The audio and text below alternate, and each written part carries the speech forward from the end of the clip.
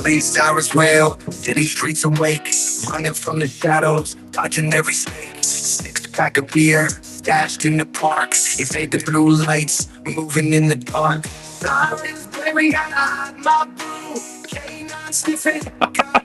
Oh, we live in the studio. Outstanding. We on episode one. Cheers. Cheers. Oh, K9 Brew Crew. reminds me, we are sponsored by Imperial IPA, Voodoo Ranger. Voodoo Ranger Imperial. 9%. You went with the bangers Yeah. for episode one, Dave. I figured, we're going to kick this thing off. We might not get through episode one.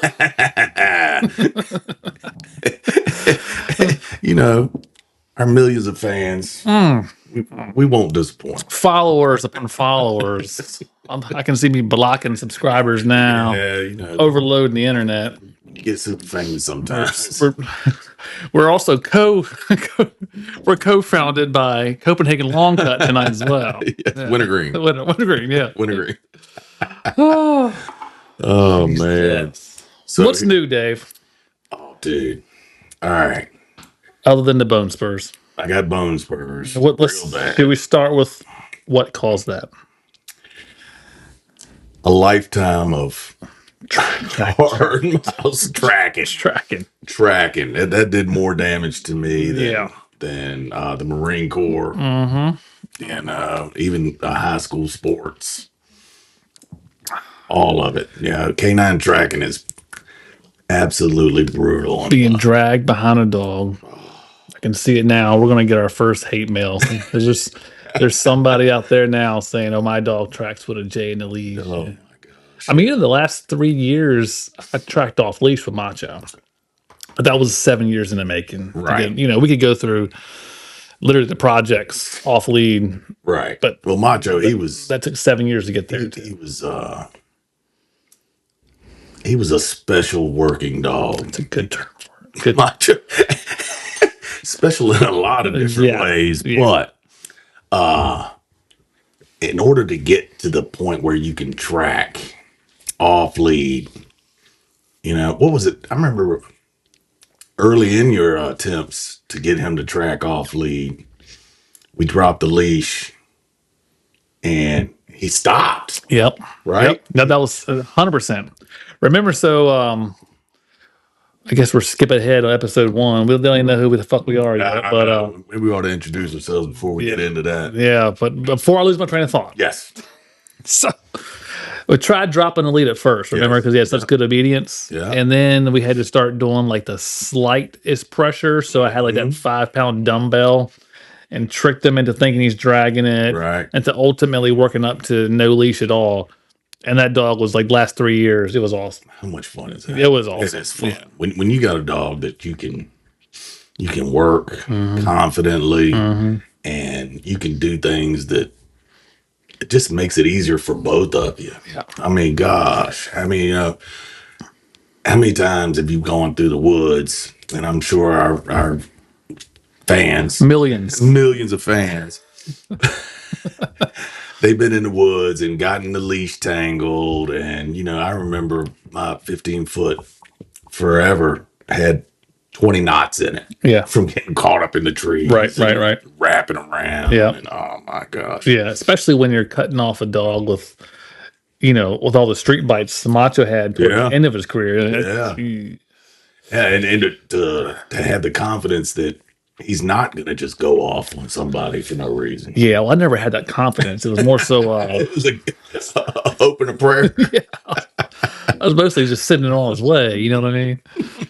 Remember, we couldn't even... Macho was bulletproof, I was trying to volunteer for the craziest mission towards the end because I knew that dog would never die. Like, literally. Go out in a blaze of glory. Yes. Oh, my car still smells like...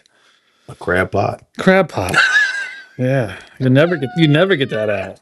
I've taken the kennel apart, power washed it, put it back in it. It's in the metal, man.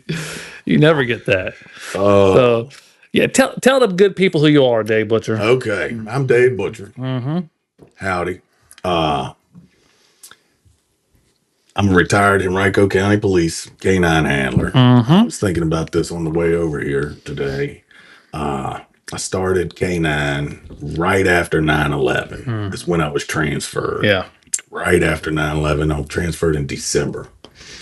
And I went to, they actually sent me over there, and I was riding along with my protege or whoever he was.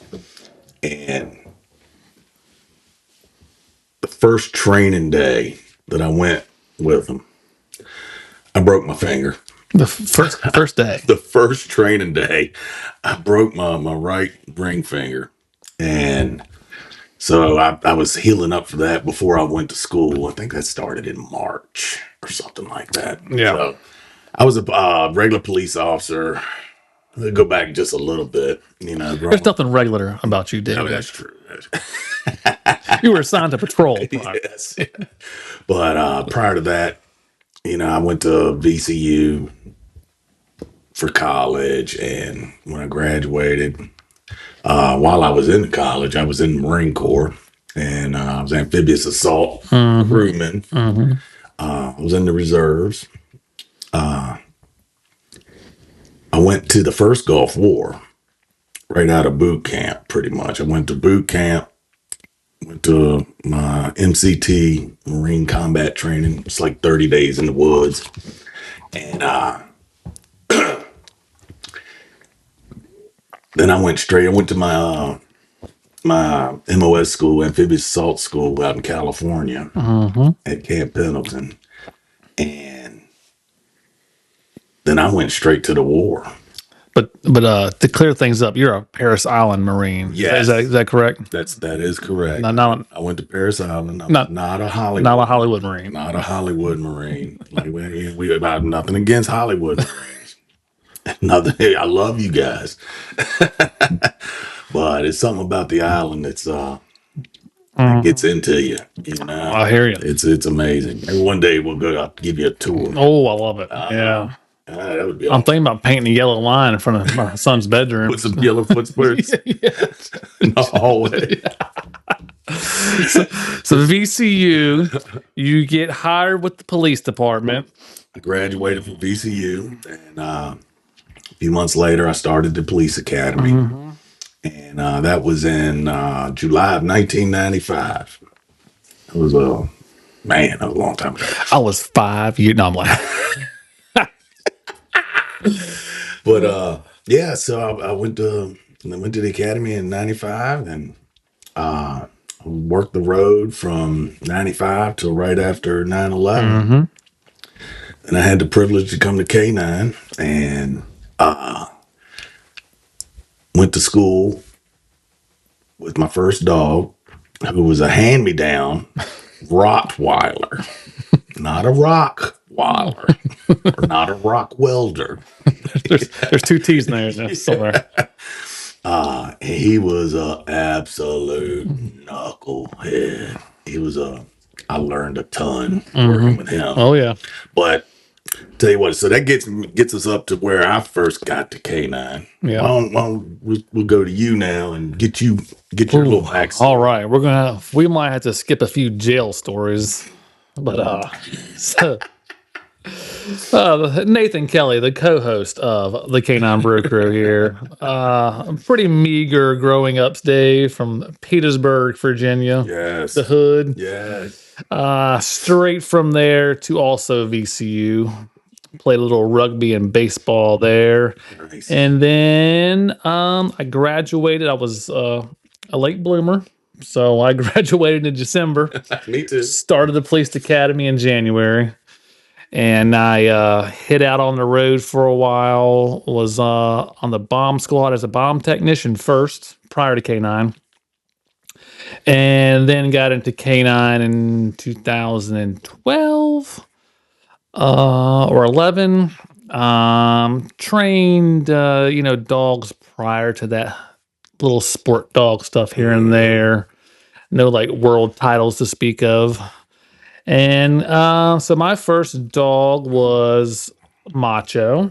Macho Yep. Man. And Macho, I learned a lot. I learned that dogs jerk off. Yes. Yeah. I learned that through you and Macho as well. Yeah, so I had no idea. had no clue. But you know how I found out? I called you the night I found out because I pulled over. It's like midnight, and I pull off the road and give Macho a break behind this school that we usually throw the ball behind and stuff like that. And I open the door. Usually he always flies out. He didn't fly out. Right. And I peek in the kennel, and it looked like he was stuck. It looked like he was made out of paper mache. Like his back was all arched up, and he looked like a literally paper mache animal. And I was like, "What is wrong with him?" You know, he wouldn't move, wouldn't do anything. I had to literally pick him up like this and set him down. Well, in the process of doing that, this big old thing like slapped my hand. I looked down and was like, "Oh my god!" All right. This 65-pound dog, 15 pounds of it was his unit. It was ridiculous. And the car was covered in this filmy foam that smelled like fish. Oh. And I called you, and you said spray him with a hose. So what do I do to get it to go away? Spray him with a hose. So I had no hose. Did it work? I didn't have one at midnight. You know, what I was able to do is just throw a ball or something. And as time went, it went away. He limbered up. But as the years went on, you know, I would literally be driving down the street, and he would shoot it into the passenger. It would hit me in the head. It would land on my computer screen. As much as I would like to say it was like a learned behavior, and I taught him that. That's what I'm wondering. I wish I could take that credit. Yeah. Y'all weren't doing that together. Yeah, so he was just a nasty, but nasty, aggressive wise too. So, Yeah. you know, everyone would always say, "Okay, I don't know how you deal with that," and I'm like, I would rather have that because I knew that dog would bite Jesus, you know, Correct. literally, and he did bite and bite and bite. Correct. Including you. Yeah, lots of times. Yeah, it's all part of it.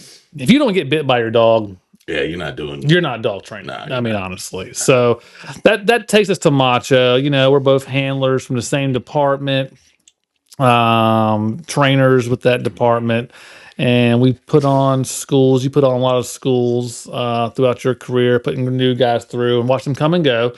We were, I guess, lucky really in our department that there's departments out there that have the one and gone. Yeah. We've seen that. Yeah. A lot of people, for whatever reason, it's very rare that you have like lifers and canine anymore. People are either kicked out, Isn't that weird? every now and then promoted. Yeah. In 2025, most of them are leaving for a better paying job. Let's be honest. No one wants to be a cop anymore. Yeah.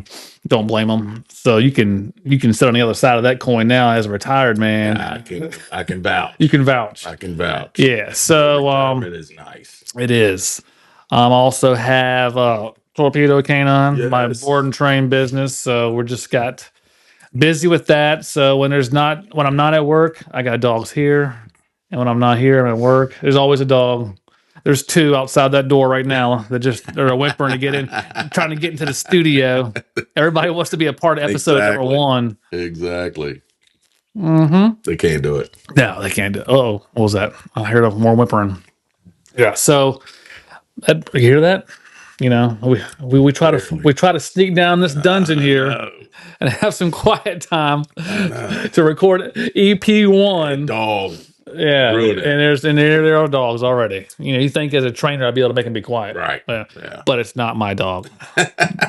CCS, that's my in-laws' dog that is visiting. That just ate a loaf of bread and chewed everything up. That's true. So we don't even know if the thing's going to make it. We don't know. The dog might even. Yeah, if we see red lights, we might have like a fire truck pull up here at any minute now. We might have to do CPR on it. I know. Middle of episode 1. I know. We haven't gotten to the first aid episode yet. You know, we got stellar guests lined up. If we have a dog down on episode 1, it's like anyone's gonna come on the show, Dave. It's kind of that could cost us. Speaking of dogs, personal pets, you got a few French bulldogs, Dave Butcher. I do. Yeah, I do. So I told you about my oldest one is he's a little over a year old Frenchie. Mm-hmm. His name is Louis, and we recently got him a little partner, Brindley. She's kind of like a bluish brindle. She's a good looking little dog. we have run into an issue that, you know what?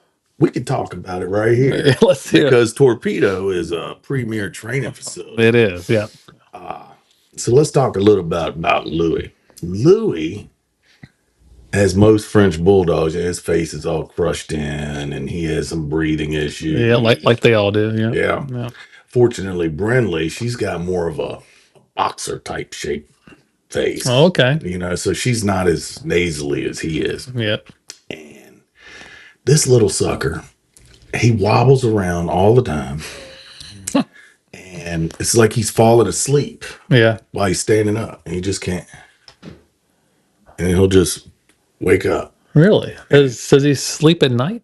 No, he does not sleep at night. This poor little dog has not slept in months. How is that?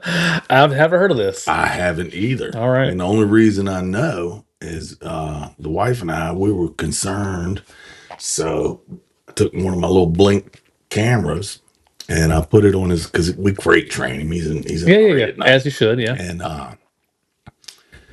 put the blink infrared camera on him. And Nate, that dog did not sleep at all. I mean, like literally, his head would go down and he would pop up all night long. Did he lay down or did he like sleep stand up like a horse? No, he lays down and then he'll pop up. You think he's having seizures or something? No, he's not having a The seizure. dog just doesn't sleep. He just does not sleep, and I think this is my opinion, just a thought. I think he is afraid that he's not gonna get air, or he's cutting his air off when he lays down. All right, and it kind of shocks him back up. Yeah, breathing problem. Breathing problem. As a matter of fact, I called a special vet today that actually does those types of surgeries that will free up their airway. Yeah. And interesting enough, in the past week or so, he's starting to get aggressive. And I think it's related to his sleep. He's like, I'm low on air. Yes. I don't know what's going I mean, on. he's just a poor little guy. You know, I think he's just miserable. Yeah, sounds like it. You know, so if I reach down and just touch him, he'll start to growl at me. You know, and I at first I took corrective measures. You know, and then he kept doing it. So I would alpha roll him. And you know, a 25-pound French bulldog, I'm not gonna alpha roll him like I would a 100-pound working dog. Right. Yeah. So it doesn't take a lot. Yeah. You know, and he's a sensitive dog, so I don't want to break him down. You know what I mean? You know. Yeah. Oh, yeah. Hopefully you folks know, or Especially or when- want to learn, and we'll try to help you guys understand it. Especially when the poor thing's suffering from a medical condition. Yes. You know, so like when I alpha roll him, and for our listeners and viewers, The millions of millions of viewers. Let's explain what an alpha roll is. So if a dog is like showing aggression to you, if it's your own dog, you know, what you do is you put them on their back, right? You hold them down until they look away. And when they look away, they submit. Right. And you can let them up. Right. You know, and then you can praise them, you know, for, you know, looking away. Sure. Or submitting. Right. That's what we want to do. And so I've done that numerous times. And I've started to actually back off on that. And instead of alpha rolling him or correcting, I'll give him a nice smooth 9 and I'll cover his head. I'll just hold his head and then he'll calm down and he's fine. So, Interesting. what do you think? That's Do you have interesting. a thought? Well, of a dog not sleeping, that's kind of a new one for me, I will say. Right. Exactly. I will New say. for me too. Yeah, at least that I know of. I've never like put a camera in a kennel to find out, but I've also never had a dog walking around nodding off. Right. Yeah, he's almost like, it looks like a heroin junkie. Yeah, that's he'll sit and he'll just yeah. You know, You think he got into the supply of anything at your house? I mean, you're hey, you retired, dog. You yeah, know, no. I wouldn't know how to arrest you, Well, honestly. yeah, that's true too. But fortunately for me, I do have a Class A CDL that I gotta, Louis has been running the streets of Philadelphia. Sounds like. I gotta pee clean still. But it's kind of it's a unique situation. It is. So I'm wondering if he's cranky. Well, would you be cranky if you haven't slept in months? I would. Yeah. There's got to be someone out there that's dealt with that. And this episode 1, Dave, Yes. is going to reach millions Millions. of people. Millions. I mean, President Trump is a follower. Yeah. Come on. Yeah. We currently have 0 followers, but we haven't even put this out yet. So of course that's fine. But there's got to be, I'd love to know what a vet would say about that. Well, And there's some good ones lined up, and then that's what happened. already in agreements to come onto the show. Fantastic. We just have to find out what beer we're going to have provided for them. Yeah. Because we don't pay for this stuff. This No. stuff is given to us. Oh, yeah. Would you walk into the kitty lot and they said, They just handed it to me. they said, hey, we know you're about to do big things. Exactly. I walked in, it was already bagged. I was like, wow. They're like, Mr. Butcher, we got you. So we understand you're filming episode 1 tonight. So go ahead and take that. That's on the house. On the house. We got you. Yeah. Man, a narcoleptic dog that's fallen asleep. Huh. That's a strange one. It is. It's a weird one. So that's why I kind of was like, all right, I'm trying to think outside the box. My personal favorite training term Yeah. or phrase. Do you remember what it is? Good. Besides, good is good. Yeah. Good is good. No. That's a life. You That's a life philosophy. That's not dog related. That's not dog I mean, it related. can be, but yes. It can be, but yes. Let's not swim uphill. Yeah. You remember Yeah. saying that? You've had a lot of good ones. One of my favorites is it's wintertime here and it gets cold. Right?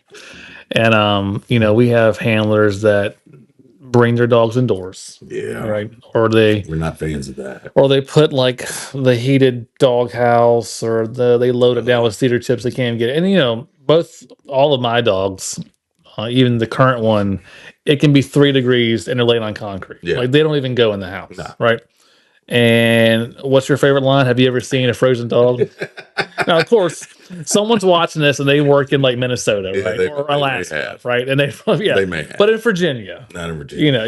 You know what I mean? Like not a working dog that has like shade from the wind and has a nice kennel. Yes. Yeah. And a house to retreat to if it chooses to. I remember somebody asked me, they said, aren't you gonna put a heater or do this or do that? Are you gonna bring them inside? I said, you're a deer hunter, right? He goes, yeah. I said, have you ever seen a frozen deer? He's like, nope. Yeah. I said, you ever seen how skinny the legs are? If them little twigs don't freeze. Exactly. That's just, that. And so my first dog was the Rottweiler. Mm-hmm. They're from Germany. You know how cold it gets in Germany? Yeah. Yeah. Belgium. Yeah. Belgian Malinois. That's exactly right. That's what I had after. I mean, 90% of these dogs we're importing from Europe anyway. Right. It gets a whole lot colder there than it does anywhere, at least below the Mason-Dixon. Exactly. Let me see. What else? The Rottweiler. So let's have a little dog tour. Okay. A chronological tour. Let's do it. Of day. Let's just go with the working dogs right now. So you had the Rottie. That dog was awesome at biting. Correct. Well, not so much at tracking. He was awesome at aggression. His bite work was not that good. Mm-hmm. And the biggest problem we had with that was the decoys. So our millions of fans, you might not be familiar, but the decoy is probably the most important. They make the dog. Exactly. If you have a poor decoy, the dog can only get to such a certain level. Correct. Right? Yes. So at the time, this was circa 2002 when I first went to school. Brutus was his name. He's about 110-pound Rottweiler. He was a monster. Yeah. No business for that dog to be in police work. No, You don't need that size. no, How you gonna put that dog in the attic? They fall through. Or a exactly, crawl space. exactly. Or a car. Like you you need a 60 to 70 pound dog in police work. Correct. So he was donated to the state police and originally. The Virginia State Police. So Brutus was donated to the Virginia State Police originally. Where did he come from?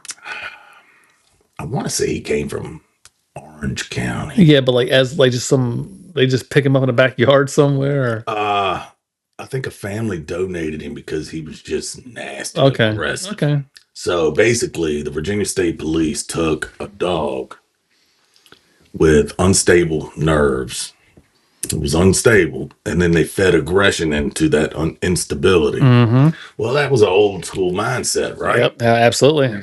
Right? Absolutely. They could take anything and build them into whatever you want them to be. Yeah. I don't agree with that. I honestly believe that he should have never been a police dog. Right. I know that now. Right. Yeah. Yeah. But here I am, I'm a brand new handler, happy to be off the street, happy to do my job. And then they give me this freaking psycho. And his obedience was okay sometimes. Really. But I was never 100% sure.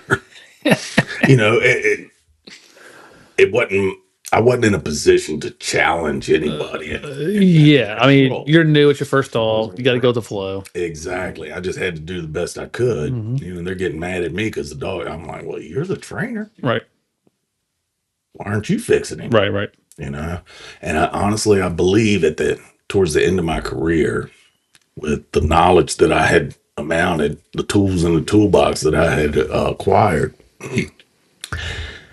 I feel like we could have, and you and I and some of our other good friends, I feel like we could have deployed some really good training techniques that would have saved him. Yeah. Well, that's always the case. I mean, imagine if you knew what you knew then. Right. I mean, how many dogs did we shut down? That probably could have been a pretty good police dog. Yeah. Do you know what I mean? But Yeah. it was just the old school mindset of will them to the way. We probably, shut down dogs that We probably could have worked. Could have brought Because them those along dogs, better. you can't even find those dogs anymore. No. I mean, hell, the ones we shut down back then are like the top picks at vendors these days. Right. Oh my God. Dogs have just changed. That's a whole nother show. But You and I, we subscribe to a different mindset than a lot of other handlers and trainers. I've been retired now for almost 4.5 years. So you've been in the game since I've been gone. Can you find the type of dogs that we were looking for? no, the machos and makos and brutuses, there are no more. Gotcha. And you got to think about 15 years ago going to a vendor of anyone. I mean, we're not going to name drop vendors. Obviously, we have our favorites and ones we don't really care for, but that's neither here nor there. And the dogs were like year and a half, 2 years old. Right now, you can't find one over a year old. Really? They're pushing them out. And obviously, just like any vendor, anyone in the business of buying and selling dogs, you're going to keep the better ones for your school. Right. Everyone's got like a little 4 or 6 week wonder school instead of they essentially pre-train the dogs that people go off to these things and think they're learning something, but they give them the best dogs they have there. Correct. And it behooves them to do that because otherwise the dog won't make it through. And you got departments that won't let you have a 12-week school like we would run, and they minimum manning. Oh my God! I mean, hell, you can hardly get anyone to work the road, let alone let them go off for 12 weeks to a canine school to train dog. But they're, you think back in the day it was 90% shepherds, a little bit of Malinois, something mixed in there, and now you got nothing, almost all Malleys. Okay. a Dutchie every now and then, a Shepherd every now and then.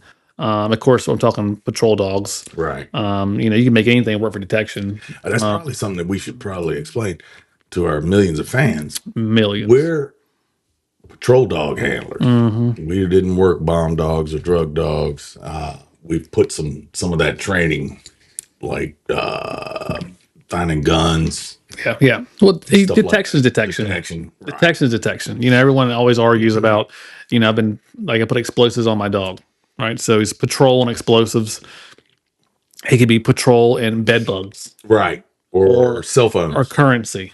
It's all the same. Correct. Right? You do it all the same. So Termites. it's Doesn't matter. Unfortunately when your dog only does that one thing, you do lose all the knowledge of all the other aspects of obedience and tracking and I buildings agree. and personal protection and gunfire and recall and all the things you have to do. You're really handcuffing that handler's knowledge set. Yes. And you're giving them a dog that has 100% capability and you're letting them do 20% with it. So, Exactly. yeah, I mean, really, I think every dog should be dual, quite frankly. Yeah. And there's arguments all over. And I'd love to hear from people, but there's people say, oh, you can't mix this detection with this detection. You can do any detection with any detection. Yes. Now, Whether you should. what can handle what a good lawyer could do in court, Exactly. different story. But I've met people that have had articles, explosives, and narcotics on their dog. Wow. And a stare is sitting a down for right. Wow. All these For different real. things. Yeah. And of course they're working God knows where, some like Right. eight-man sheriff's department or Middle something. of Well, nowhere. or they're probably get away with murder, Right. but that's not going to fly in like a reputable agency, right? Right. They'd eat you alive in court doing that. Doesn't mean the dog can't do it though. The dog can. The dog absolutely could do it. But at what level and how reliable and all that, that's a court problem, not a dog training problem actually. Right. But you see, the more lenient or conservative departments do more and push more. It's just like patrol dogs are damn near evaporating off the West Coast as we speak. Right, you can hardly use them out there anymore. I haven't actually come across any Yeah, when in my travels. Yeah. So one of the things that I've been doing since I retired is traveling all over the country with my Class A CDL. I did RV transportation, and then I started doing concert tours. yeah. And so it's kind of been a blessing. Any names we would know? You go like Bon Jovi or anything? Nah, I haven't done Bon Jovi. I did the weekend tour. The Weekend. Oh yeah, I know Weekend. And so we went all over the country with the weekend. And the last tour I did was with Pearl Jam. Yeah, those guys are tough. Does Eddie Vedder have a dog? Eddie and I, we didn't get that tight. We didn't get that tight. We didn't get that. What about the Weekend? Did you talk to him about his dogs? He got any? I didn't talk to the weekend about his dogs. Yeah. Him and I, we got along fairly Yeah. well. But we didn't really get in there. I was kind of like snubbing him. Yeah. Yeah. I felt like he was beneath me. Does that make sense? Yeah. Oh yeah. Yeah. But in my travels, I have not seen a lot of patrol dogs. Yeah. I mean, obviously, good doing concert tours. Sure. I'm coming across It's bomb dogs a lot. Yeah. Right. And Well, go back to, so you get transferred in 01 right after 9/11, right? yeah.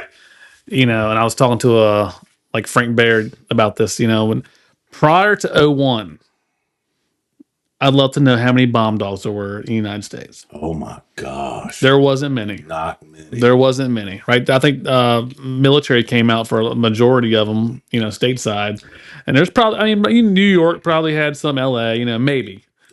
Virginia State Police did have a bomb dog. Okay, the one. Now, that's an interesting story about him. Do you know about this? Oh. Yeah.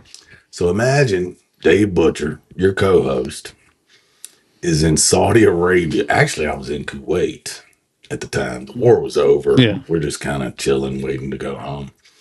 And Armed Forces radio on my little short band. My little short band radio was all the entertainment. Back then we didn't have Xboxes and smartphones. Yeah. Pornhub. No Pornhub back then. And so I'm listening to Armed Forces radio, and they're talking about how the Virginia State Police bomb dog located a bomb at the Yes, Norfolk. I have At heard the about yes. Norfolk, was it the That's right. naval? This is a great story, The actually. naval base? Yeah. Co- Yeah. Found it Yeah. at the naval base. And then like a month later, he found the one in the cul-de-sac on a 95 or some shit. Yeah. Come to find out, That dude was 2 for 2 in like a month, wasn't he?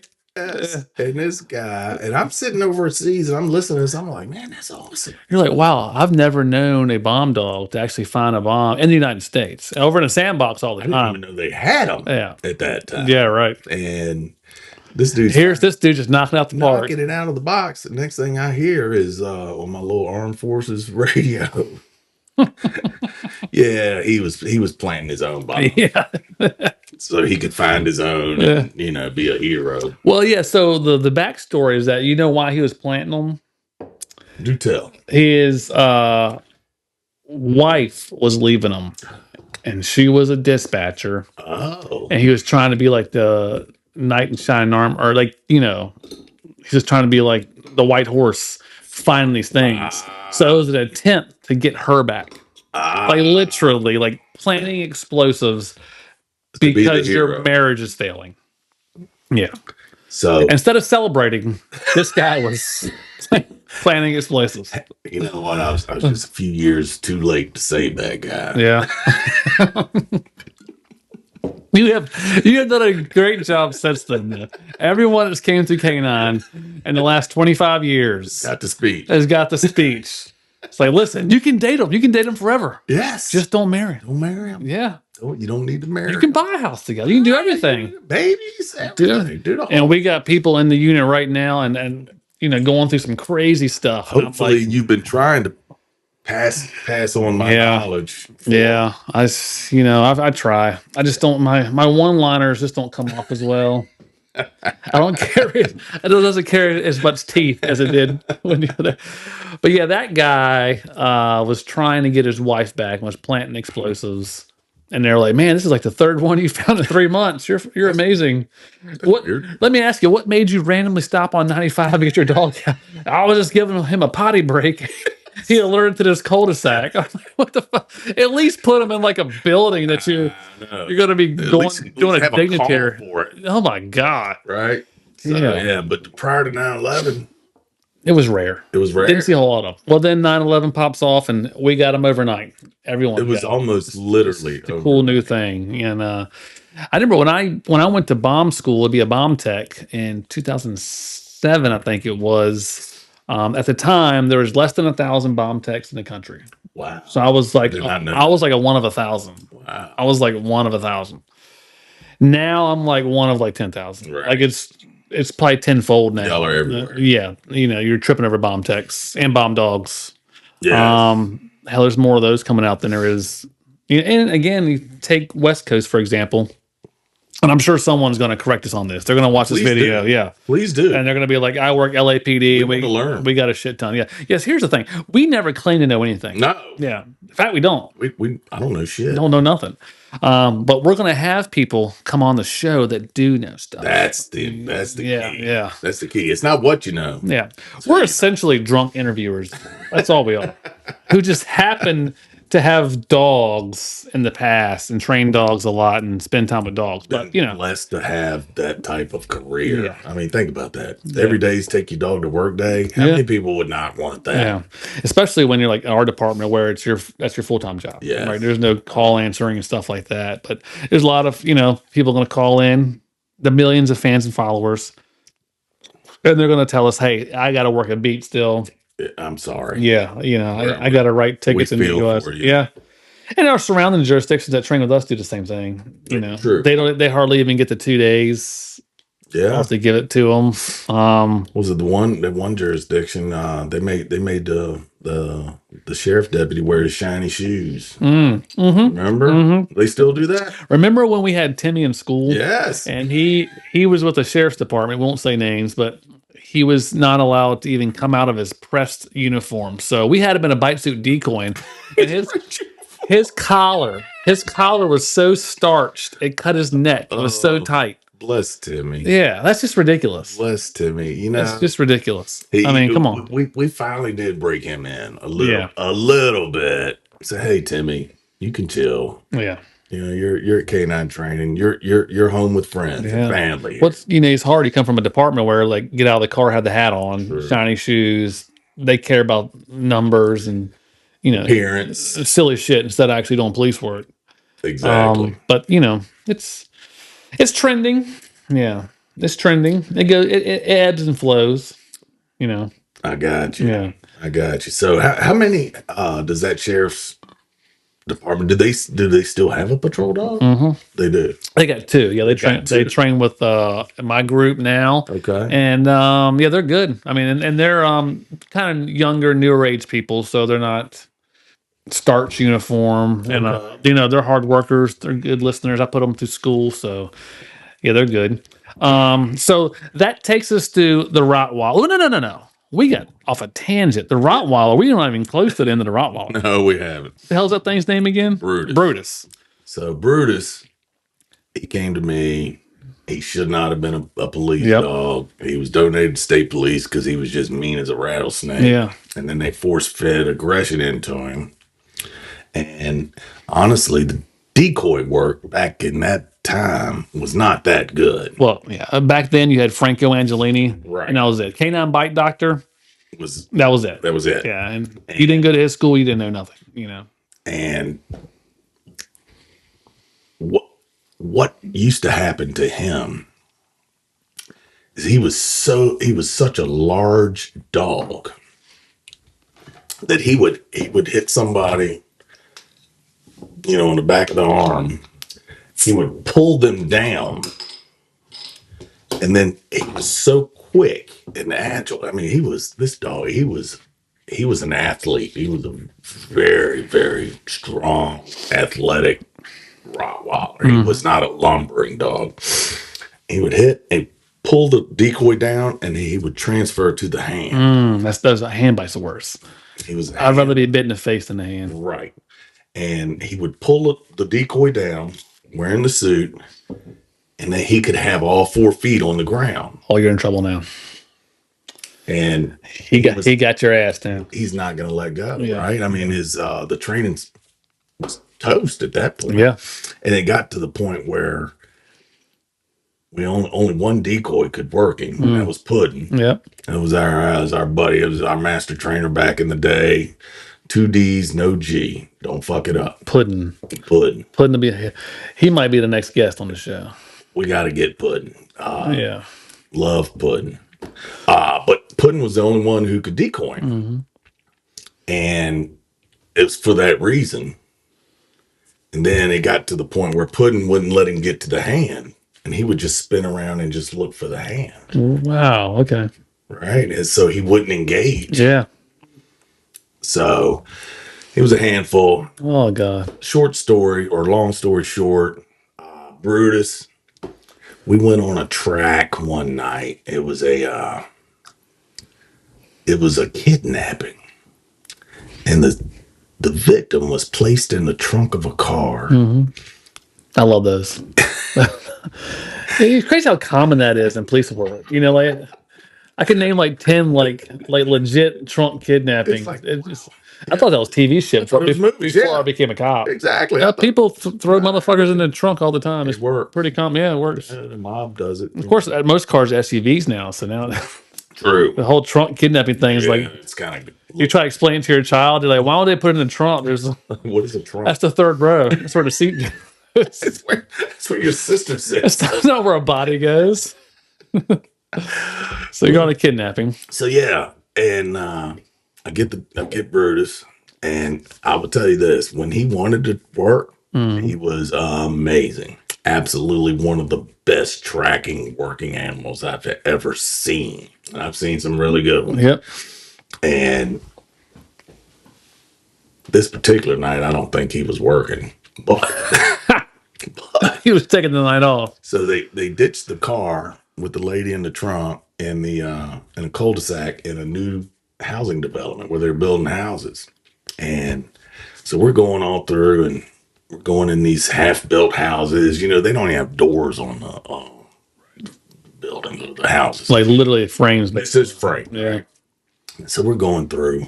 Well, daggone housing, brand new housing. What do they got? There's nails on the ground everywhere. Yeah. Poor Brutus cut a pad all the way to the bone, and he was bleeding like nobody's business. And ended up taking him to the emergency vet that night and getting him patched up. And he had. All right. Speaking of dogs, Yeah, there we go. I tell you, can't have a quiet hour around this place. Is that reverberating through the microphone in your ears right now? Yeah. Yeah. But unfortunately for Brutus, he'd become an automutilator. And So that's what started it. yes. Oh, I thought maybe he just was like bored in the kennel No. and started chewing his paws No. because that injury. It was that injury. The interesting thing was I had to keep a muzzle on him pretty much 24/7 So he wouldn't chew his so he wouldn't paws. chew his foot. Yeah. So we got his right front paw pad healed up. And went great. Took the muzzle off. People, listen, everyone's going to think that we're playing that in the background. They're going to think that I'm hitting a button over here and we're interjecting. Like, yeah, these guys really know about dogs. There's a dog right there. They know dogs. Oh my gosh. Speaking of devil. Let's hear out loud. We got people are trying to break into this. Episode 1, I can see why they want to break in. Yeah. They want to be on the ground floor, Dave. They They want wanna- to be a part of They feel like they can grasp in now the movement. Yeah, the movement. part of the movement. Yeah. So he hurts his foot, He hurt his foot. gets this neurotic licking thing, Well, and that It healed up fully. fully, Okay. but then he started eating his left front paw. He ate the pad off his rough Right. foot. But there's no injury there. He must was no injury He there. enjoyed the right one, I guess. Apparently, he never messed with that one. His right front paw. He started. Well, he did. After we got the left front paw healed, he went back to the right front paw and ate that off. I mean, he was literally eating the pads off. Literally eating the pads. But in between that time, so he starts eating the paws off, literally. You then doesn't he go to the jails? You give him. He turns to a jail extraction dog ish. No, that was a thought. Okay, but he I because of his aggression. Yeah. Yeah, I wanted to do that because of his aggression, but the DOC didn't want any parts. Well, back then it was a He would have been a great. viable option. He would have been a Right. great cell extraction dog. Now you got to be able to say please and thank you to Yeah. the jails. Yeah. So he goes Unfortunately, to Florida. yes, Goes to Florida. he went to Florida. Crosses the Rainbow Bridge on a farm. Yeah. He's running and skipping and jumping. Yep, happy. So then that brings us. Maybe we should title this "The Life of Brutus," episode 1. It's kind of a sad one. I know It's kind of a sad one. I'm not gonna get you, man. When he went to Florida, that got me. You think people in Florida know that we use the term Florida? They might. Hey, I mean, Florida man is a real thing. yeah. It is. But that would hurt. And the reason it hurt, probably more than any losing any other partner, was because I was literally the only creature on this planet that could even have contact with him. Mm-hmm. You know what I mean? So his entire existence revolved around me. Right.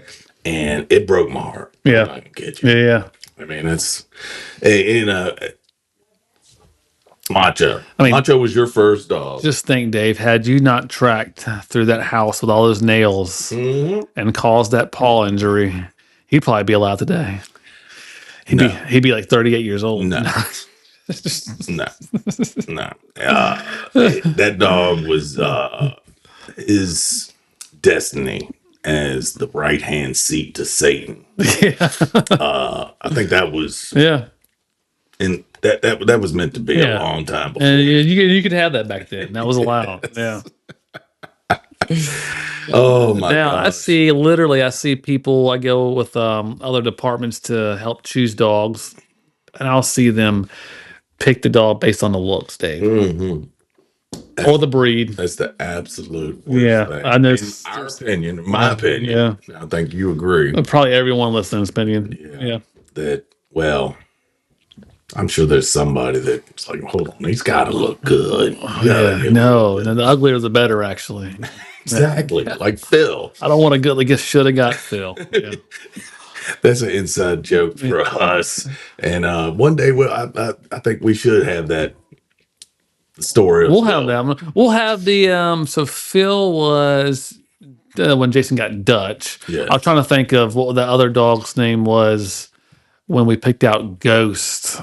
And there's that other dog that was kind of soft when we went to Maryland. Yes. Whatever it was. Well, like, remember, like, we did that seminar, that street proofing seminar? Yes. That girl had that dog. That handler with whatever county it was. Was it Orange? I think it was. Orange County. They chose that dog. I don't think it probably turned out to be okay. It's just a little softer on the side, but it's to what you want, right? You know, we're using the term softer.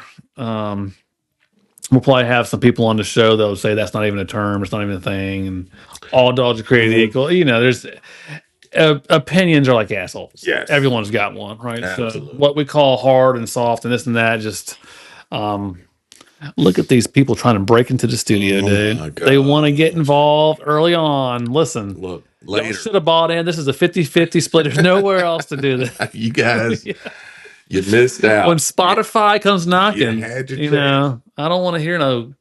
Y'all had dogs barking in the background. How is that? How is the Voodoo Ranger? You know, I love a Voodoo Ranger. Okay. I do like the orange can. It's really weird. The non-imperial, like this. I call them old trusties. Yes. The orange ones. I know what you're talking about. Yeah, they're good too. I love those. I mean, but you can't really go along. You know what I don't like? I'm not a fan of. I say that, but you know, again, every guest gets to pick their alcohol. Right. You know what I mean? So we'll drink anything. Yeah. Excuse me. Kind of easy. So, not a fan of like the juicy ones, like the fruity ones. You know? I'm not. I mean, typically alcohol is alcohol. You know, I can be like, God knows anywhere, and they're like, "Hey, you want something?" And I'm like, "What is it?" And they're like, "Alcohol." Right. Yeah. Yeah, I could do it. Yeah, but if I had my choice, I'm not gonna order it. no, I'm not gonna buy it. not gonna pay for it. No. Yeah. No. I'll take it. But you know how like you're at like, you know, bars or parties or whatever, and someone like sends you down this shot or whatever, and I was like, "You fucked up." I'm drinking that. Yeah. Right. If you think I'm gonna be like, "Oh, a butterscotch, whatever," you know, I don't have a lemon so and so, too fruity for me. Oh hell no, it's free. Lemon drop. Well, you daggone right. Getting drunk. Yeah. Thank God. You've got a sponsor like Voodoo Ranger. We do. How much would they pay us? $1,000 for this episode? Something like that. Yeah. I mean, you didn't even, they brought this out to your car. No, it was crazy. I didn't even know what to think. They knew you were coming. It was nuts. So Brutus, the Rottweiler, goes to Florida. They went to Florida. Then did you go shopping around for the next dog? Puddin' and I. Or was this another fucking stolen out of the backyard dog? No, this is not a backyard dog. So Puddin' and I, at the time, my sergeant told me to go find the dog. I said, yes, sir. Yeah. Right? I mean, that's simple. So we made up phone calls to a few different vendors down in North Carolina at the time. And we ended up at this one vendor. And I think the term ass eater was used. Yeah. When they said, what are you looking for? By you or Puddin? Puddin'. Okay. Puddin' said, we're looking for an ass eater. Which that could be two things. I mean, yeah, true. Yeah. So we're talking about dogs. But continue. Dog world. Yep. patrol dog world. That means mean dog, right? Right.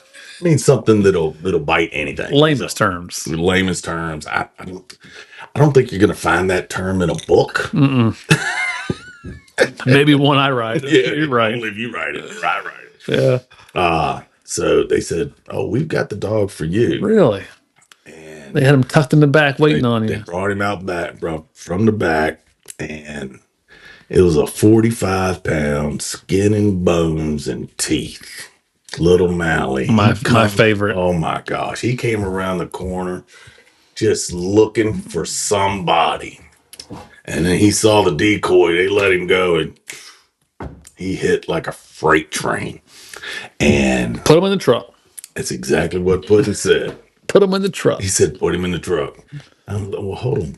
Yeah. Does he have any hunt drive? Well, we'll figure that out later. I said, Puddin, you don't want to do any other tests? He goes, okay, do some other tests. And they did their little thing, whatever. And then Puddin goes, put him in the truck. Yeah. So we put him in the truck.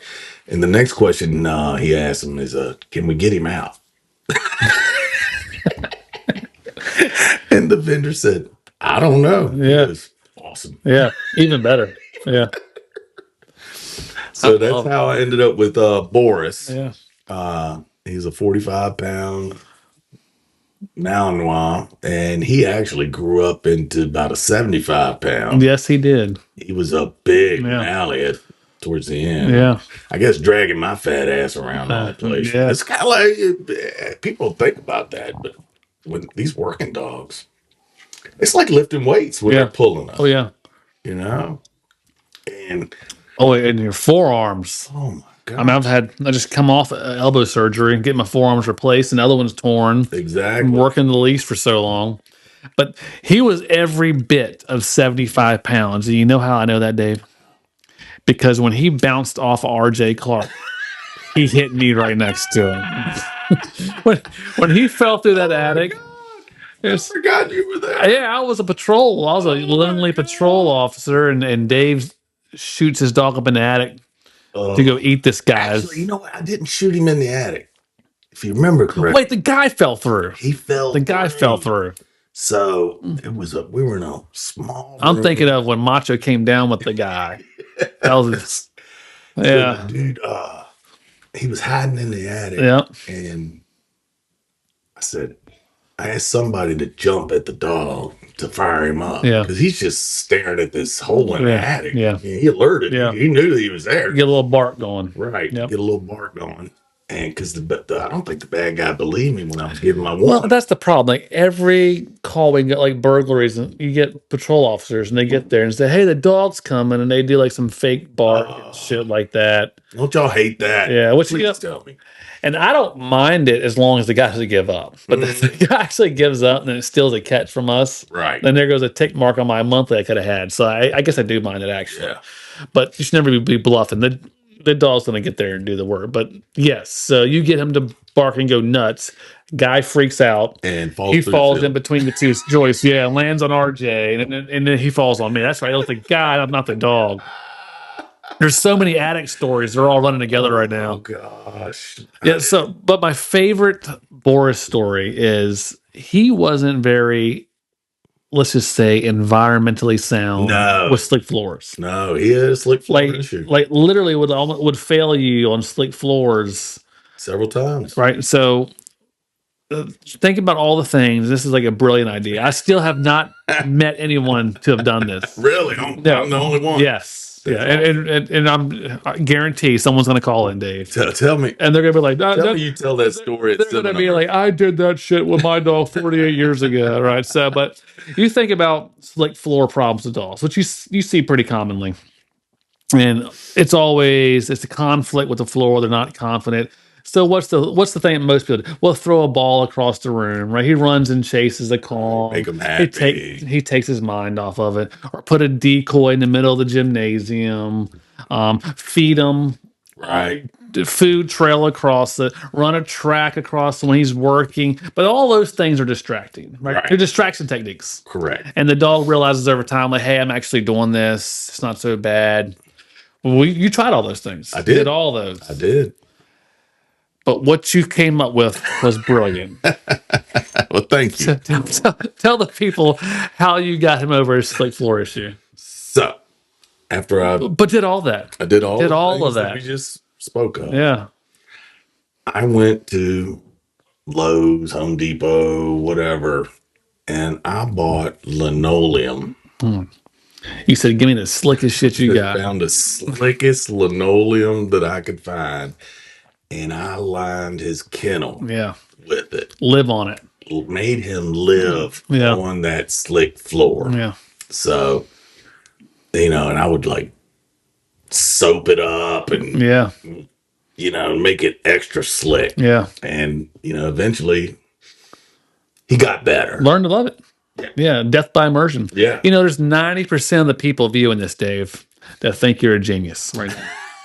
The other 10? The other 10% are calling the police. Yes. They're saying, "Oh, how could you do that to that poor Torturing puppy?" that poor Yeah, dog. he probably walked like this. It was all this. Oh my god, what a great idea, though.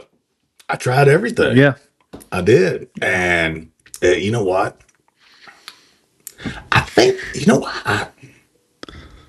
you remember the book that I gave you to read? yes, Caesar's Way. Caesar's Never forget Way. it. And there was a story in there. Yeah, About the what wolf. happened about me reading that book is what makes it so memorable. But, no, but Caesar's Way. Everyone jokes and talks shit. Like he never had a patrol dog, Right. never a dog handler. Doesn't matter. God knows his shit. Yeah. I mean, come on. It doesn't matter. Yeah. I mean, I didn't read that book Dog training is dog. because he was Yeah. a canine To handler. be a police canine handler. No. Yeah, it's just knowledge. It was just plain knowledge. And the story that stuck with me, that gave me that idea, was the story of the pack of wolves, right? Crossing an icy lake.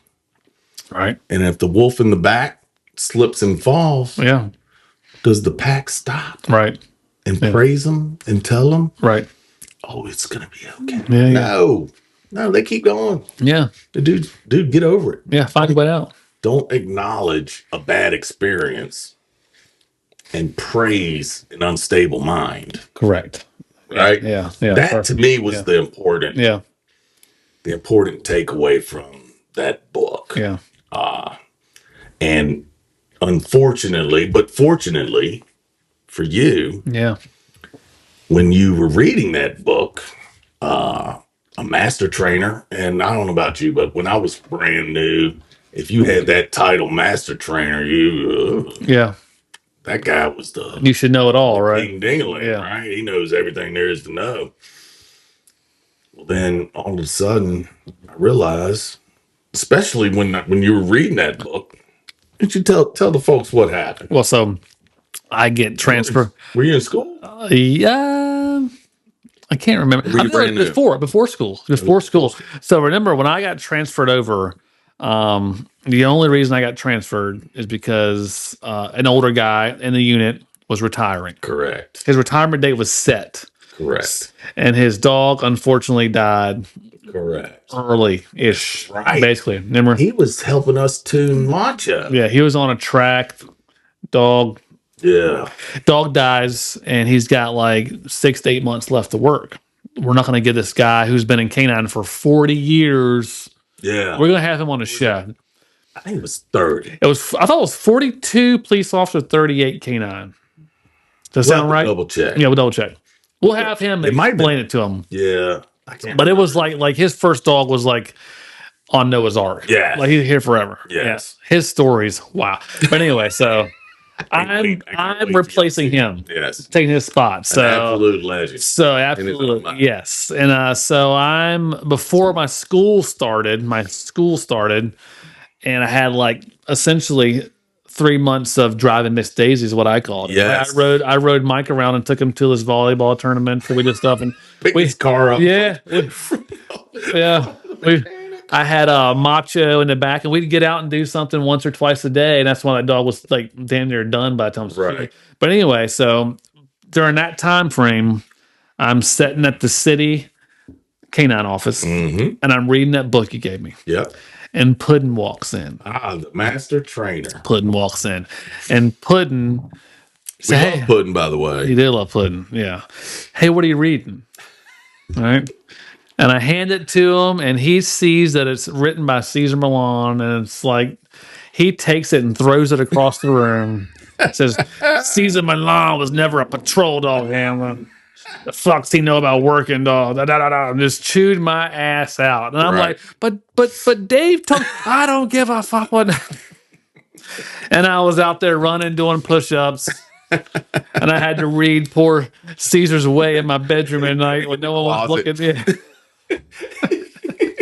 In shame. I still to this day love that book though. It's great information. Wasn't it? I love the fact that like he literally says in Mexico as a kid, he sat there and watched dogs. That's how he learned all he everything. did. That's how he learned everything. Right. By just watch them. What better way to do it? And there's a metric shit ton of stray dogs in Juarez or wherever the hell he lives in Yeah. Mexico. And brilliant guy. And I loved it. And, it was great information. And I pass it on. Everybody comes through. Every school I teach, every new handler, Nice. I tell them the Caesar Way. And I tell them the story. And I tell them how they got taken out of my hands and thrown across the room. Right? Knowledge is knowledge. Like I sign up for classes all the time that I have nothing, no bearing on like patrol dog stuff, right? Correct. Or I can't tell you how many. I've been in 87 probably canine first aid classes, but I still go to one every year because information changes. Good receipt. Anytime you think, once you think you know everything, Yeah, you're done. yeah, Yeah. you actually know nothing, You, right? You don't know jack. The most dangerous words I used to always say in law enforcement, but the most dangerous words ever is that's the way we've always done it, right? Absolutely. Yeah, that And doesn't make it. drives me- Yeah, doesn't make it right. It drove me Yeah, crazy. yeah. I mean, it drove me. And I still deal today with like the way we do certain things or certain disciplines do it, and I'm like, there's a better way. Well, we've been doing it since the 70s. Yeah, I know you have. And there's better ways to do it. Yeah, Now, right? exactly. We'll tackle that subject later on. Yeah. Yeah, we've got there's no doubt we're gonna have plenty of content But yeah. that we can address. Oh yeah. Coming So let's continue this life spectrum Okay. of day. So you go through. So Brutus, badass Mally. Right? Brutus was the rot. Oh my Then God! I've already thought that. Boris was the Mal. Yeah. First Mal. You can't have two B's back to back. That's what's screwing me up. No. Brutus, Boris. Brutus and Boris. So Boris and I, we went through school with Rob Gregory, and he had Bullet. Also, Boris and Bullet. we'll have Rob on the show, but I tell you what, we're gonna have to have a whole lot more beer. Yeah. He's a Modelo guy. But he will drink 87 of them. yes. Yeah. We Remember that story about Wade Boggs? remind Did Wade Boggs on the airport on the airplane drinking the beer? Yes. That's Rob. Yeah, that's Rob. That's So Rob. Wade Boggs drank like 87 Coors Lights on a Yes. 2-hour flight or something Yes. like that. That's how Rob's going to be on an hour-long Yes. podcast. Oh, God. Yeah, Oh. he's going to have you're not going to be able to see him from the camera. He has a can stacked up and tall of them, but It's gonna be nuts. yeah. It's gonna be nuts. Yeah. So So Rob and I, we went through school together, and I had a very, very, I had a great career. I loved Boris. He was a great little dog. Lots of fines, lots of catches. Honestly, I don't think I had one street bite with him. really, Yeah, Yeah. and honestly, I'm okay with that. I had catches. Yeah. People were surrendering. I would rather have that than a bite. it's less paperwork, Less paperwork. less likelihood of a lawsuit. Bad guy doesn't get hurt. I don't get hurt. No, our officers don't get hurt. Everybody wins in that situation. So I've always been a fan of that. Yeah, And he did a great job. He made just by him barking had that guy fall through the seat. yeah, right, yeah, But unfortunately, one day we were at training, and it was a Monday because we always trained on Mondays. And Mally Monday, exactly. And you Mally handlers, y'all know, still is. Mally Monday, they come out with cobwebs in the brain. Every Monday we're at the compound. You gotta recalibrate them. Yeah, Right. remind them. And he came out, and I got him out, and we were doing some bite work, and he did He did good, but he didn't want to let go. He was having a Mally Monday, if you guys know what I mean. And I made a correction, put him back, got him out again, probably an hour and a half later. And he came out real slow. I was like, that's weird. Because anybody, you Mally people, they come out There's like nothing slow about them. 1,000 miles an hour. I got Boris chasing a softball at 35 miles an hour, right? On the radar. Skinny got him. You remember Skinny? Yeah. Skinny got him on the radar at 35 chasing a softball, right? And anyway, the next day he wasn't getting up. I was like, oh my gosh. And took him to the vet, and unbeknownst to me, he had a tumor on his kidney the size of a softball. And it ruptured in training, Oh my God. doing bite work. And that was That's unfortunate. he went to Florida. He went to Florida after that, Yeah. and he's living happily ever after Yeah. in Florida. And then I had a hand-me-down. Another hand-me-down. Oh my God. Yeah, that piece of shit. Axel. I shouldn't say that. That dog was no, he was screwed. We won't name names, Dave. No name dropping here. names. But that dog was a hand-me-down, and the previous handler did some Shady stuff. inhumane things to the dog. Yeah. Which made him the way he was. Correct. But at least a year. You worked that dog for a year, maybe two. And still found people. Yeah. Still made him work. He was a great working dog. You rode around with earplugs in. I did. Headphones. Headphones, yep. Yeah. Um, Hearing protection headphones. yeah. Like it was at the I remember range. you pulled up to the training one day. I said, "How do you hear the radio?" He said, "I don't. I just leave my computer up.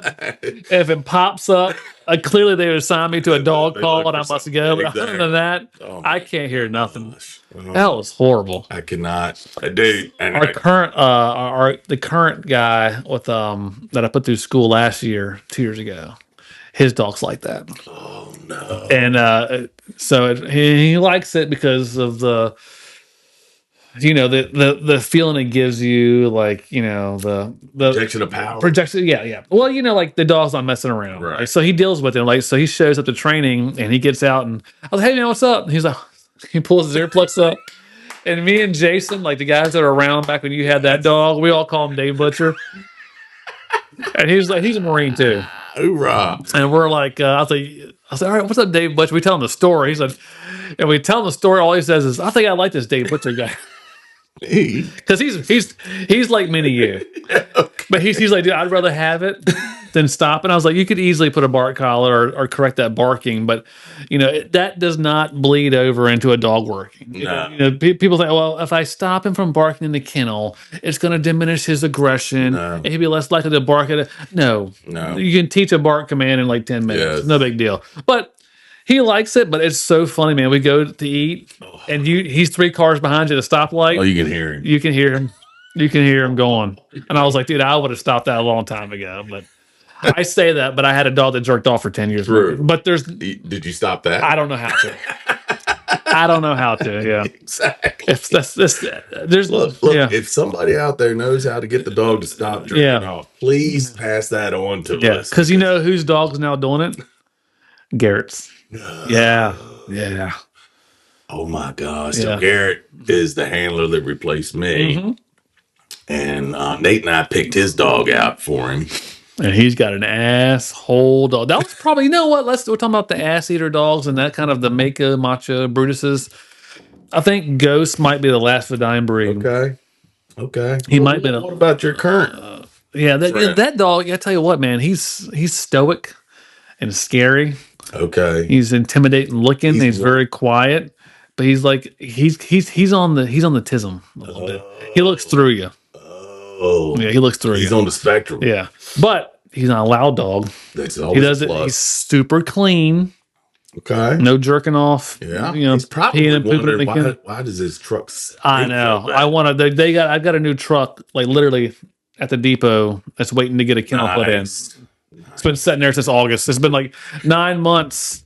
You know how it works around here. Like the tires were literally like flat spot before they give me a new car. Yeah. But I can't wait to get it because this dog's clean. I love to end my career with a clean dog finally, and not smell Macho's semen 8 years later after he's passed away. But so Garrett's dog's doing it. Wow. Yeah. So anybody out there that Yeah. knows how to stop a dog from jerking off? It got so bad when I first got into canine, Dave. Remember, I had the last like Crown Vic. Mm-hmm. Everybody went to. Everybody had Tahoes. It was way before Explorers, but the Tahoes or Expeditions or some kind of Durango or something. I had that. I had that Crown Vic, and the kennel was still tall. I still don't know how he did it, but you know, I had that Havis kennel with the bars and had like the little 2-inch hole. He would, with his teeth, work that unit up and shoot that thing. Literally hit my windshield. He would hit my computer screen. I would come home with like cum all over my computer screen. And much as I would love to say that was me at work, it wasn't. You know what I mean? Oh my! I had to come home and like wash my hair sometimes. They hit me in the head. Yeah, that dog I was hear they nasty. don't like it when you get it in the That hair. dog was nasty, dude. But God bless that he bite people. Yes, he did. He probably bit 50 police officers. Oh my God! Literally, yes. that's police officers. Yeah, you know what? Let alone bad guys. I feel like I'm kind of sad he never bit me. I don't know. He bit you. Well, he bit me a lot. He bit me the first day. First day of school, I put stitches in my leg. First day. God, I love my. Yeah, I love that dog too. So, all right. So Boris So with Boris, he had a tumor and it ruptured in training. So had the hand-me-down Axel. got the hand-me-down Axel. Who? All right. So Axel came from another department. Yep. Initially, Axel, our supervisor at the time, was working Axel. Yep. And our supervisor, our department did not like the fact that our supervisor was working. Sergeant working the dog. They frown upon that. They frowned upon it, and which He should be doing admin stuff. Is their vision? Yeah. that's what they thought. But he was literally just a break glass if there's nobody available, Right. Exactly. He didn't go out and just He wasn't answering calls. take calls or take dog calls. If He would come from the office if nobody else, the patrol guys were available. right? Yep. You know, which to me made total sense. Awesome sense. They should do it now. They should. Yeah. Absolutely. My current sergeant should have one. Absolutely. That way he can have an understanding of what we do and the liability that's involved. And every sergeants are like underwear. They change them out every couple of years, obviously. But that's probably the thing, to leave one in there to actually get a knowledge, because in most larger departments like we work for, or you work for, Yeah. if you're happy, they move you. Right. It's the way it works. Right. So Yes. you do 2 years here, 2 years there. And then they're kind of changing that. Now it's like, unless you get in trouble, you don't get moved. Okay, that's good. I believe when I see it, though. You know what I mean? Because it's the same thing about us in canine, right? So let's say there's 4 patrol dogs, 4 drug, 2 patrol, like a 12, 15 man unit, whatever we have now. And if we're holding up a spot, and I'm retiring in 5 years, and Jason and all these new guys come in and say, well, I never get a shot at. Well, I did the same. I had to work the road for years. Right. Yeah. Years to get in the canine. Yeah. Right. But that's just the way it is. So I think that's probably the reasoning, because supervisors get rotated around. And, It makes sense. Yeah. I don't fault them. I'm 50-50 on it, because at the times when you actually need gear or a timesheet sign or approval, last thing you want them to say is, well, I got to go do this dog call. Right. So, Again, I guess it's personal preference. If they would prefer to have one, I'm all for it. Yeah. He was just break glass at case of Right. emergency. So when Boris passed, Yeah. actually went to Florida. I apologize. Yeah, I went yeah. to Florida. I called the Sarge. I said, hey, give me your dog. Yeah, exactly. Yeah. He's like, okay. Yeah. And he's happy to give it up too. Yeah. Because that dog was, He was not. a screw is loose on that dog. He had a screw loose. He barked. He had a really high pitched bark. and he barked all of the time. No matter what. I mean, there was no Hence, correcting or stopping that. ear protection Yeah. while you're in the vehicle. And you worked him for a year or two. A year and a half. I remember he lit you up on a fence that time. Yes, Remember he did. jumped that fence Yes, and he got hung. he got a toe hung on a chain link Yeah. fence. Yeah, and I was trying to help him free his toe. He didn't like that, Dave. He did not. You know, and poor guy. And you know what? I did not get upset with him No. because he was in pain. Yeah. He was scared, and I was freeing his toe from the fence, and he just locked in on my hand. Yeah. Which, okay, Yeah. I get it. I get it. Happens. Yeah. It happens. Yeah. And if you're a canine handler, that's part of the game. Yeah. Right. Yeah. Fortunately, he didn't cause any nerve damage or anything like that, but he did lock him on my hand. But we got him straight and got my hand straight. No problem. So eventually, my very last dog, this is an interesting story. Yeah. We'll end the podcast on the life of Dave's working dogs. We're going through our number 4 now. Number 4 and 4. It was one of those things like, was the genetics so great, or did you learn so much over the years? Right? Because probably one of the best tracking dogs you ever see. Oh my God! Yes. One of the biggest asshole dogs you ever see. Unfortunately, one of the largest dogs you ever see. Again, not what you want in law enforcement. That wasn't the plan. It was not. I mean, allegedly, we thought this dog was a Malinois. Yeah. He ended up being a dire wolf. Yeah. and bit lots and lots of street bites with him, lots of engagements. One of the best stories, videos ever. Hopefully, we get to play that. Yeah. Well, we will. We'll figure out how to commentate that one. Yeah, we'll make that happen. So that dog you bought as a puppy. I bought a dog as a puppy. And I was initially, my thought process was, hey, these things are going for lots of money. I was thinking an investment, right? So I find this breeder in West Virginia. Little did I know at the time, because I wasn't big into the lines and I never care about that at all. I didn't either. What I found out was apparently this dog came from a really famous line in Holland. And that reminds me of if I don't say it now, Dave, I'm gonna forget. Okay. Sidebar. Hold your thought. I'm ready.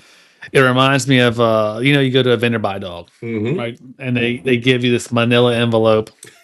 Yes. and allegedly there's a passport and a CD of x-rays. Yes. Dave, what's the odds those belong to the dog? 0. What's the dog? We bought a dog one time and we had our vet pull an x-ray. It had like a steel rod in its back. Was it like a hyena? And you x-rays of a hyena. And you compare the x-rays, it was not the same one. So I'd take that shit and throw it away. Exactly. I don't care where it came from, who its mommy or daddy was. Exactly. I just want to test it, and I'll do my own testing. Right. Not at your facility, by the way. Right. So that's a whole nother podcast. But so luckily you bought your own dog as a puppy. I bought my dog as a puppy with the intent. But actually had legit lines. He had legit lines from a famous line in Holland. Yep. And I didn't know it at the time. Yeah. You know what? It worked out. And I tested the puppies. And I tested him. And I was like, whoa. This little guy might be on to something. He's got something. And I was like, okay. I'm thinking, all right, I'll train him up and see what happens and maybe sell him. Yeah. Well, I started tracking at 11 weeks. I've got YouTube videos that are out there right now with Mako tracking at 11 weeks. At least, if not 10 weeks. And he was doing some really cool stuff at a very young age. And come to find out, Axel, the hand-me-down, He was coming to the end. He was slowing down. Just age. It's just Aging out. You did that dog right though. Yeah, we kept him going. You took him from like, not a good home. Not the best situation, right? Gave him the last 2 years of working and biting. And just love, Yeah. which he never had before. Yeah. And so we retired Axel, and we put Mako into the rotation, if you will. Mm-hmm. And come to find out, I just had knee surgery, and I was ready for a dog, and I needed a new one, and I was fortunate enough to be able to donate him to the department. Right. With the caveat. And even better, I got to pretty much go through the second half of your school. Yeah.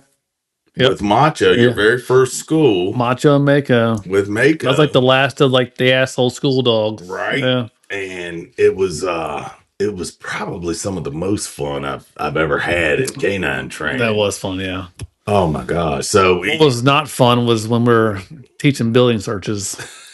And we didn't want the dog to alert to equipment odor, and I had like a sleeve all the way across the room and like a trash bag so no smell came out, and I'm sitting behind the door. Yes. It's like Mako's like third search ever. Yes. Right. So we're teaching bark. Yes. Bark, open, get a bite. And I think to myself, he comes to the door and barks, and I was like, okay, let me go all the way across this room and get this sleeve because we want the dog finding the human, not equipment. Right. And that door did not latch. And he came in the door, and I made this mad dash to get the sleeve, and I didn't make it. No. And he tagged me right. The only thing that saved my life was I just got done. It's like God intervened, Dave, because we had done tracking. And I was rolling up a 30-foot lead, and I put it in my cargo pocket. And damn if he didn't bite me right. And that lead kept him from collapsing my little skinny femur. Your femoral artery could have. He could have ruptured it, and you literally could have died. Yeah, and had it not been for that lead. I think it was you and Scott Cruz were in the hallway, and so I'm yelling real bite. Y'all are like 100 yards down. We looked at each other and like, oh, yeah, right. 100 yards away. So I dragged myself across the room and grabbed the sleeve, and I put the sleeve on, and I'm beating him in the head to try to get him to he finally lets go of my leg and bites the sleeve. And y'all come running in, and the first thing y'all said, we wanted 3 barks before you popped the door. I was like, dude, he opened the door on his own. Just wasn't playing. Oh my goodness. But yeah, and I had some good punctures from that, even with that leads and my keys and I think my cell phone. He crushed my cell phone all on that one side of my leg. And he was just a puppy. Yeah. Oh my God. Puppy at the time. So yeah. You know what? So that dog, Mako, starting him at such a young age.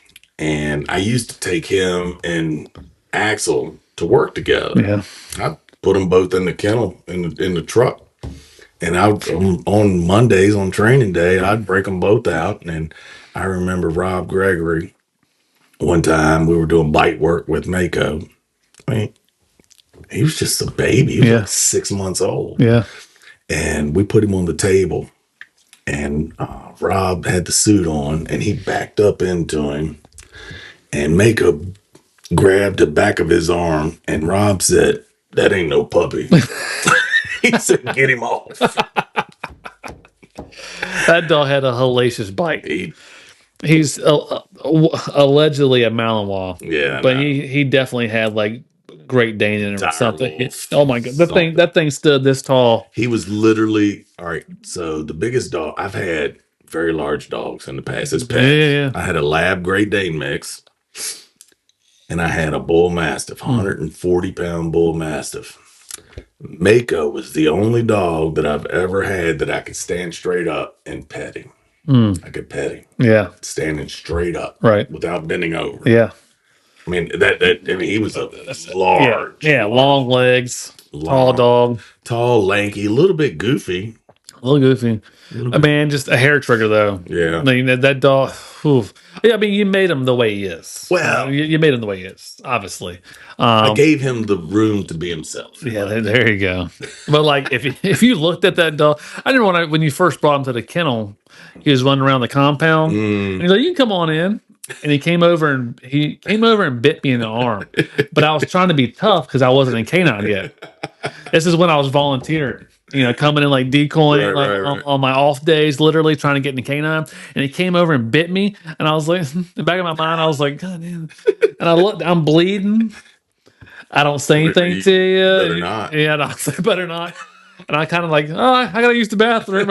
I find some reason to leave the compound, and I go and bandage myself up. I was like, that dog just bit me, and that asshole canine guy. I didn't tell him. He said, "Good boy." He doesn't give a shit. He does not give a shit. No. I remember the first time I put the bite suit on. I said, "Well, will he bite me in the face or anything?" He said, "I don't know, probably."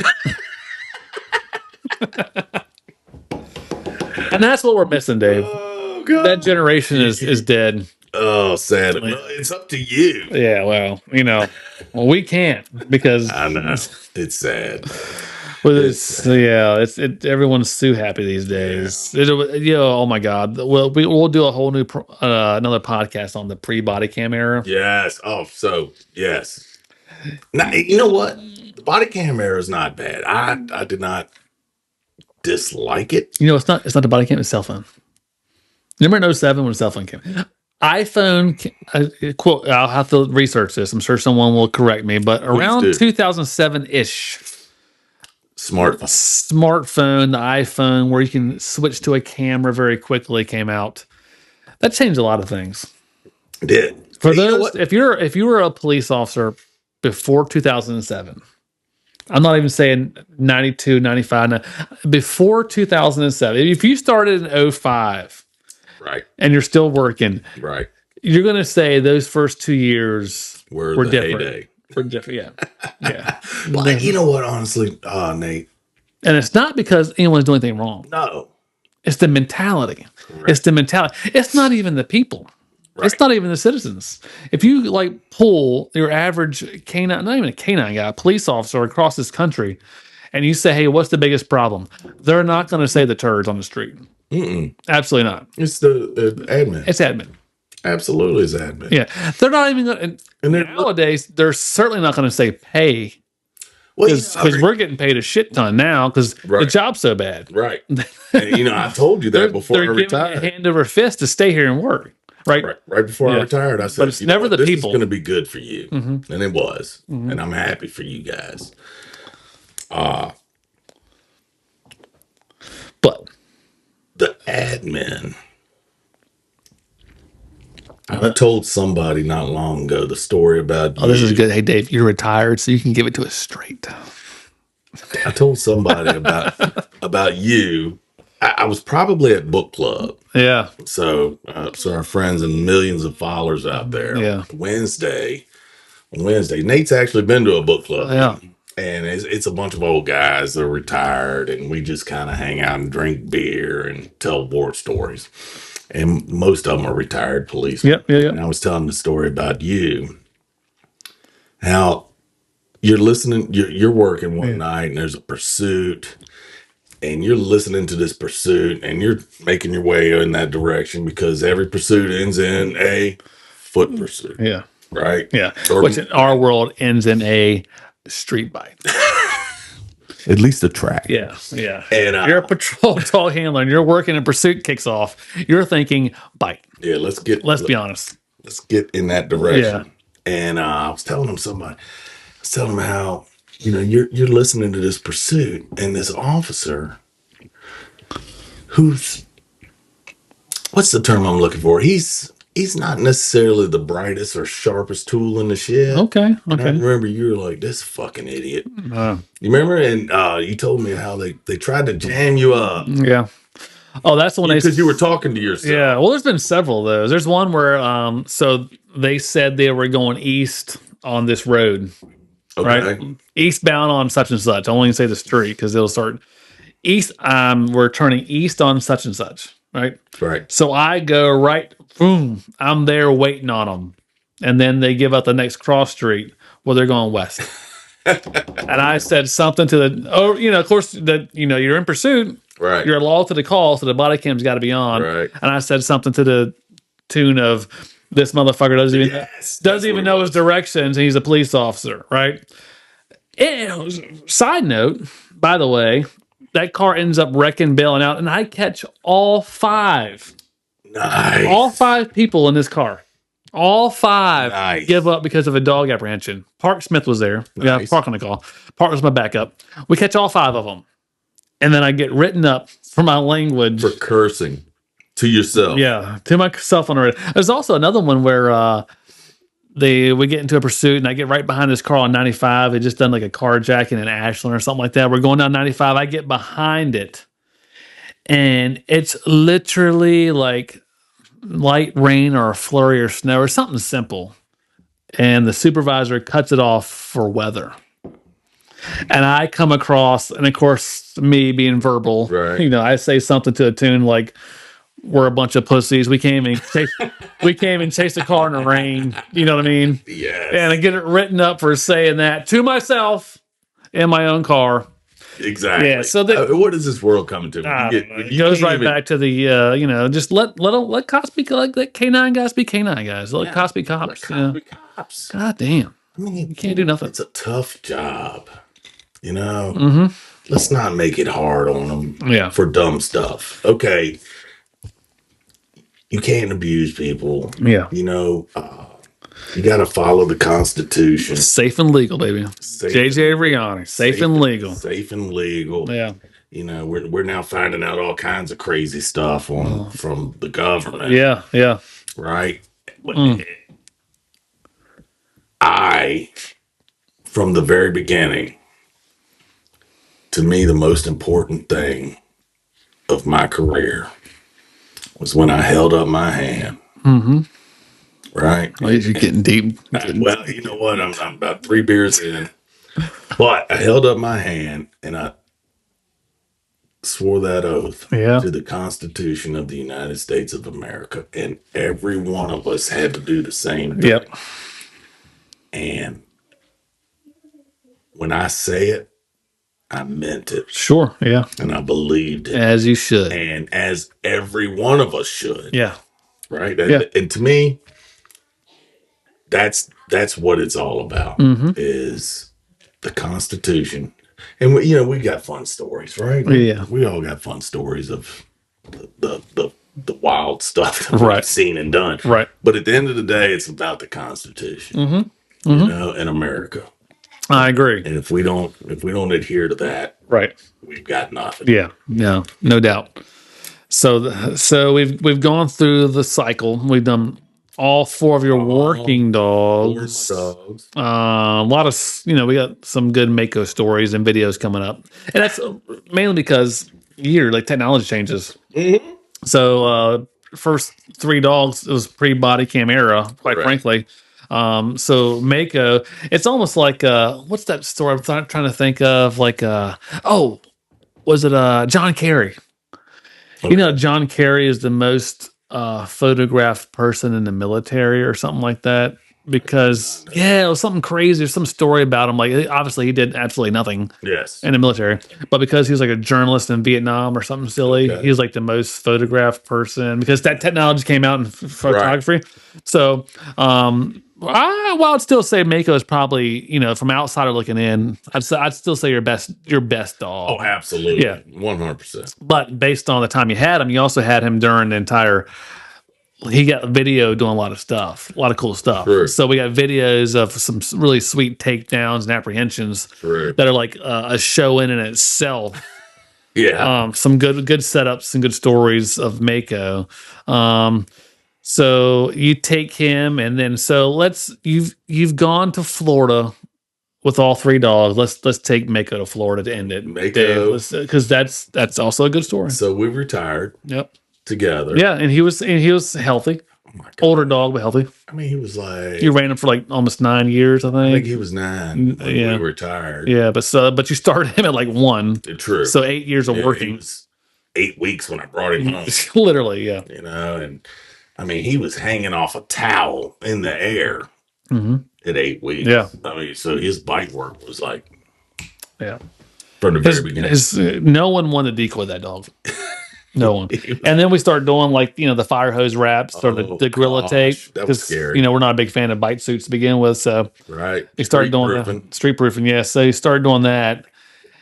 We're like almost drawing straws because that dog, Nobody wanted it. he would puncture. I would put on like a bite suit and a gauntlet and Yeah. still get punctures from that dog.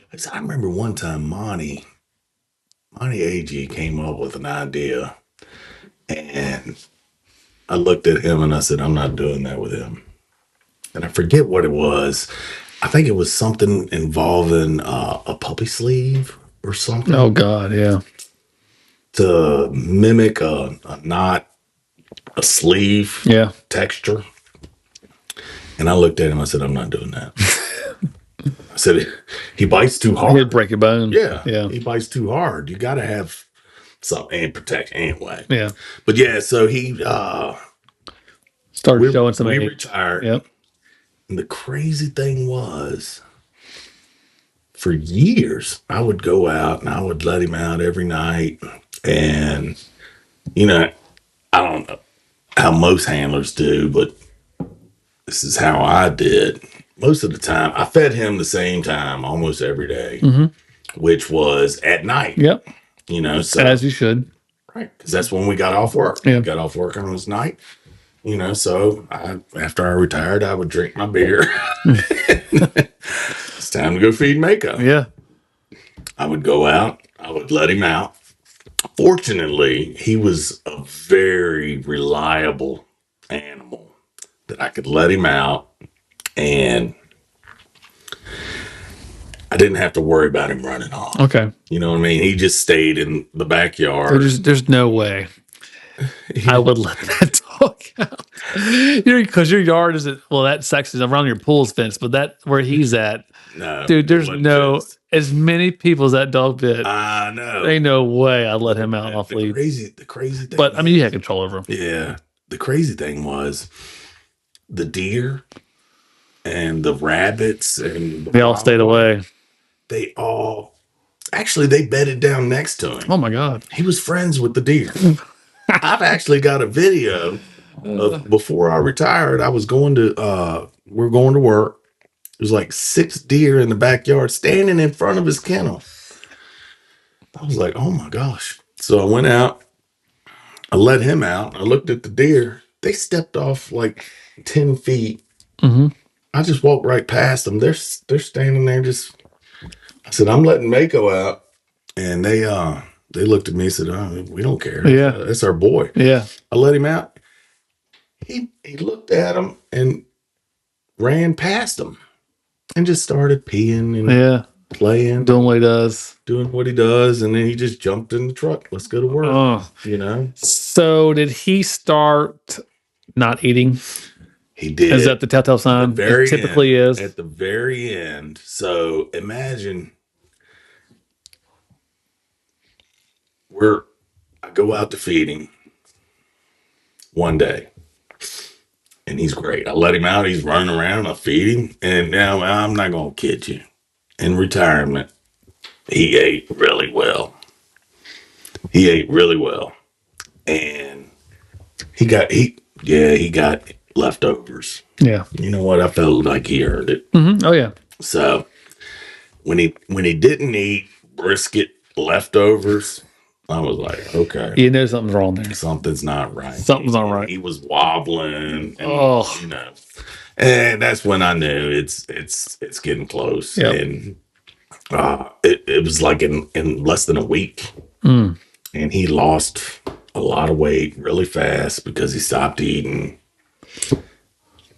And he also, I don't know how your boys are doing, but he literally paced all day, every day. Right. Do your dogs do the same? Yeah. All day, every day. Mm-hmm.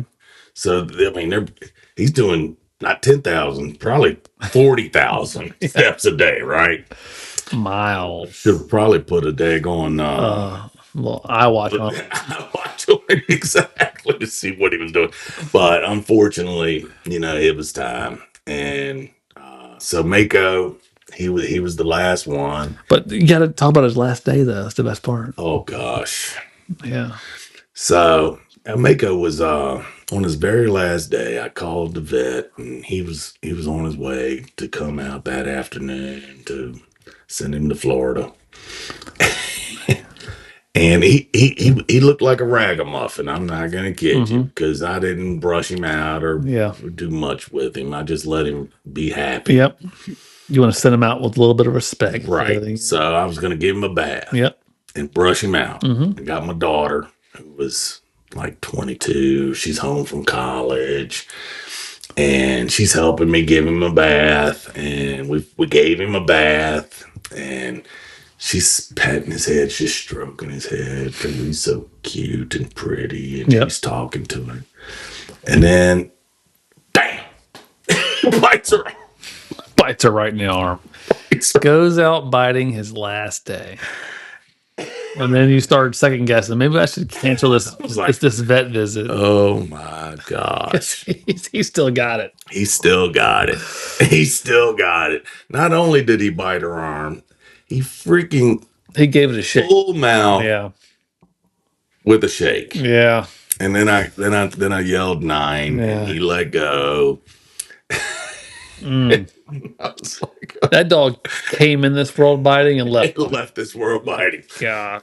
I think the very first time I ever saw him, he was biting a fence. Yeah. He's 8 weeks old. He's biting a fence, bullying all the other little puppies. Yeah. Him and one other dog, they were bullying all the other puppies. But yeah, so that's all my dogs in a nutshell. Yeah. And I think this is a good time to call it for the night. Yeah. Oh, let's the next one. Let the song sing us out. Here we go. Here's your custom. Yes. I would almost argue. I'd almost argue written by Dave Butcher.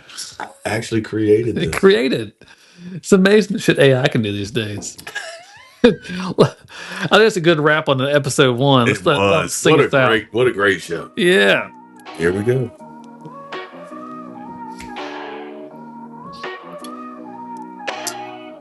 Got to hit it with a trump. Police sirens wail, city streets awake, running from the shadows, dodging every snake.